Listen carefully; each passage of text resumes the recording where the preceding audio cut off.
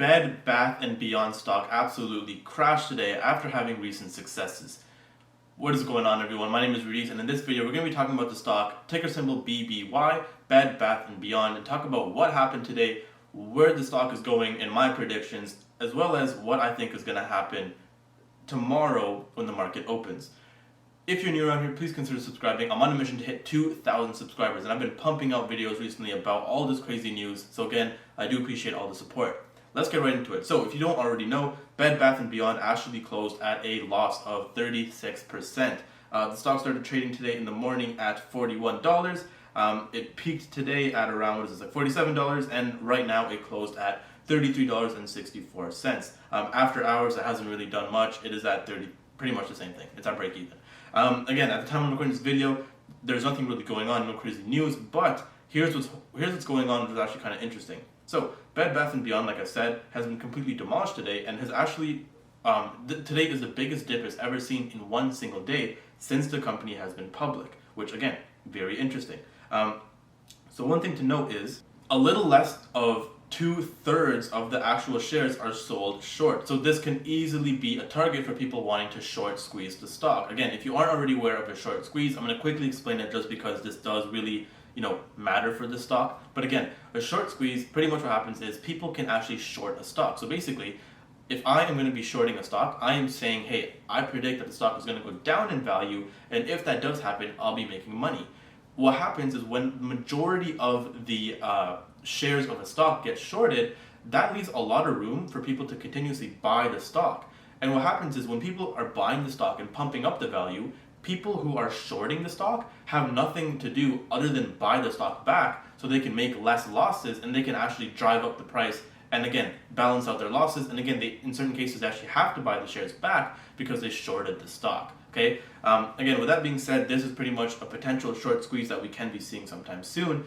One thing that I'm not 100% too sure of is because I can't really tell based off a bunch of articles, but apparently Bed Bath & Beyond shares also have been halted a few times, and not only that, apparently they were also restricted to be traded. Again, I'm seeing a bunch of different articles. I personally did not try to trade the stock. I did not try to buy or sell or even touch any of the options, so I can't speak from personal experience, but I am hearing from certain people that because of Robinhood going crazy with the whole situation with GameStop and AMC and all that, I am hearing that some people were also not able to trade the stock. Again, very interesting to see because, again, that is a clear indication of market manipulation. I've honestly talked about this so much in recent videos, I'm not going to cover it again, but again, this can be an indicator that, hey, there is something going on, and tomorrow Bed Bath & Beyond could see a surge and a complete takeoff if people are allowed to buy the stock again. Again, I do want to really emphasize that I am currently unclear if people were unable to buy it or not, because again, I'm seeing mixed articles, there's no clear evidence, but again, if the case is people were unable to buy the stock, it makes sense why the stock crashed 36%. Long-term potential, obviously Bed Bath & Beyond is a company that has been around for a while, and not only that, I'm not too sure how they do it in terms of e-commerce, but this is a company that I look at, I'm like, oh, okay, I recognize that company. In my opinion, I feel like it's a company that Ty Lopez would want to buy, and he'd want to just completely just rebrand and revamp. Like I said, I don't know how exactly they do, but I do know, especially in Canada where I'm from, there are Bed Bath & Beyond stores. This is a company that I personally shopped at. Obviously, I'm assuming, I'm going to quickly check the 1-year charts. They actually, okay, that's interesting. So they actually did not even take a crazy dip during the pandemic. So I'm guessing their online presence is pretty good.